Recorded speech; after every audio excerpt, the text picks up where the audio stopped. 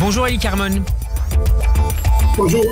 Et merci d'avoir accepté notre invitation cet après-midi sur Radio J. Vous êtes chercheur à l'Institut Reichmann en Israël, spécialiste du Liban, du terrorisme et du Hezbollah. La matinée sur le front nord a une nouvelle fois été marquée par le tir de plusieurs dizaines de roquettes du Hezbollah contre le territoire israélien. Eli Carmon, est-ce que vous parleriez d'une escalade, d'une aggravation de la situation ces derniers jours sur le front nord? Sans doute. Israël est dans une situation très défavorable. D'abord parce qu'elle n'a pas réussi à libérer les otages, elle n'a pas réussi à détruire tout le mécanisme militaire du Hamas et elle n'avance pas dans le plan américain ou régional de changer la direction des affaires à Gaza avec une solution palestinienne.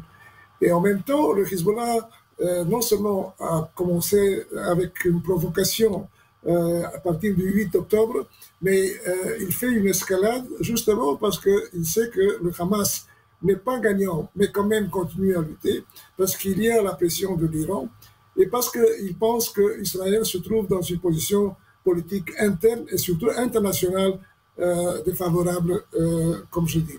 Et malheureusement, les dirigeants militaires et politiques d'Israël savent que la seule solution peut-être à ce moment, c'est de faire la guerre totale à Hezbollah.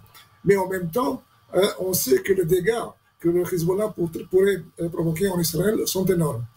Ils seraient beaucoup plus importants, ces dégâts, que ceux causés en 2006 ou ceux causés actuellement par le Hamas?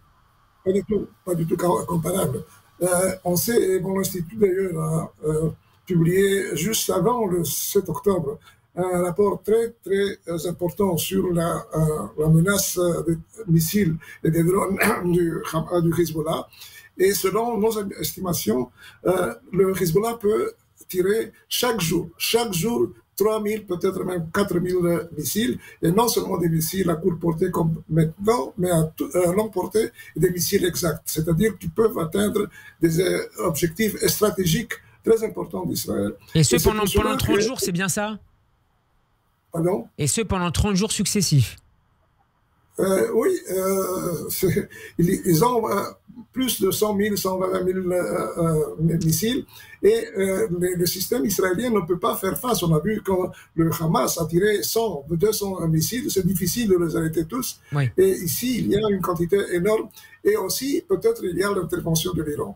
Et justement, il y a deux propositions. D'abord, l'opinion publique israélienne fait pression pour qu'il y ait une guerre contre le Hezbollah, parce qu'il y a 50, 60, peut-être même 100 000 personnes du Nord qui ont quitté les lieux, et il y a un buffer zone, c'est une partie du nord d'Israël qui n'est pas habitée par des Israéliens. C'est la première fois dans l'histoire d'Israël que cela s'est passé. Je ne comprends pas pourquoi le gouvernement avait pris cette décision au début des austérités, mais c'est déjà fait. Et donc, il y a ceux qui disent qu'il faut brûler le Liban, c'est-à-dire une guerre totale contre l'État libanais, comme par exemple le général Giora, qui était chef ou dirigeant du Conseil de sécurité nationale, qui dit que seulement la destruction des infrastructures de tout le Liban peut arriver à une solution du conflit. Donc sur le modèle là aussi de la seconde guerre du Liban en 2006, une guerre totale? Non, en 2006, ce n'était pas une guerre totale. 2006, ça a été une guerre très, très limitée. Et il y a eu les tirs, c'est-à-dire la destruction des missiles de longue portée dans les premiers 34 heures, parce qu'il y avait des informations exactes sur cela. Maintenant, la situation est beaucoup plus complexe et difficile. Il y a une autre possibilité, je crois, oui, qu'il y aura une guerre totale avec le Hezbollah. C'est en fait une guerre avec l'Iran. C'est-à-dire qu'il y a une grande possibilité que l'Iran intervienne ou de toute façon aide de manière active, comme il l'a fait d'ailleurs en 2006. Nous savons qu'en 2006, le général Qassem Soleimani a fait la guerre dans le bunker de Nasrallah pendant 34 jours. C'est lui-même qui l'a déclaré dans une interview 6 mois avant d'être assassiné par les Américains. Donc les Iraniens seront impliqués directement et Israël doit menacer directement Téhéran, doit menacer Iran, parce qu'autrement, le Hezbollah ou les Iraniens seront convaincus qu'ils ont la main libre pour attaquer tous les objectifs importants en Israël. Et s'il y a vraiment la première salve de missiles et de drones, Israël doit tirer d'abord vers le Téhéran. Elie Carmon, vous parliez des plusieurs dizaines de milliers d'Israéliens qui sont actuellement déplacés depuis plusieurs mois de leur domicile et de leur profession. Est-ce que cette situation peut durer politiquement alors que on entre dans la période des vacances et la rentrée des classes se prépare, en tout cas s'envisage déjà? Politiquement, pour le gouvernement, est-ce que c'est possible d'attendre encore?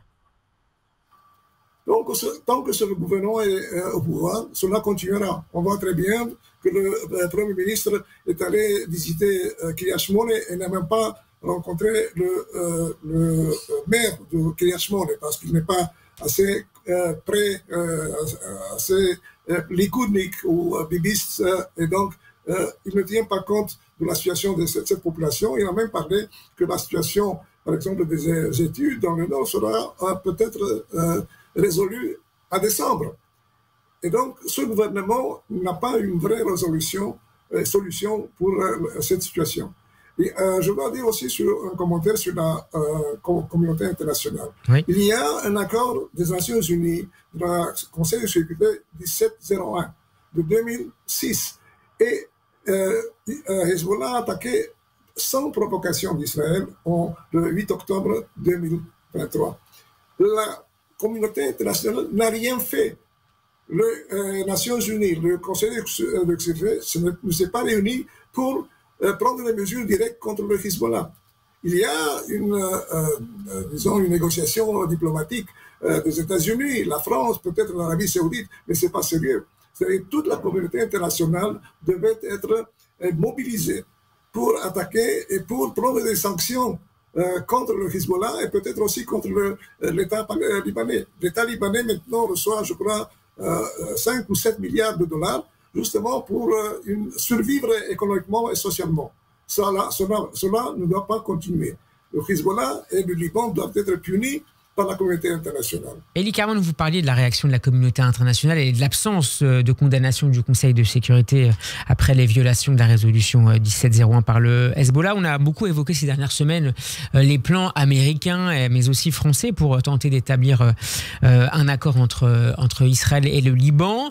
On a parlé notamment d'un retrait de 10 km de la frontière du Hezbollah au sud Liban. Est-ce que ces accords-là, ces plans-là plutôt, est-ce qu'ils paraissent être des solutions sur lesquelles on pourrait bâtir quelque chose dans les semaines à venir pour éviter une guerre totale? À mon avis, c'est ridicule. Une retraite de 10 km des forces de Radouane et des autres forces du Hezbollah n'est pas sérieuse. Déjà, ils sont déjà beaucoup plus loin à cause des attaques israéliennes. Mais ça ne signifie pas qu'il doit y avoir un accord. L'accord doit accepter la résolution 1701, c'est-à-dire que les forces du Hezbollah doivent être portées au-dehors dans le nord de Litanie, de la rivière Litanie, c'est-à-dire assez loin pour ne pas provoquer des dégâts importants. C'est vrai qu'il y a des demandes du Liban, ou surtout du Hezbollah, pour négocier certaines concessions territoriales en Israël, mais ce n'est pas le problème principal. Je crois que ce que la France a proposé n'est pas sérieux, et on voit que les négociations en cours ne mènent à rien. Merci beaucoup, Elie Carmon, d'avoir été avec nous en direct.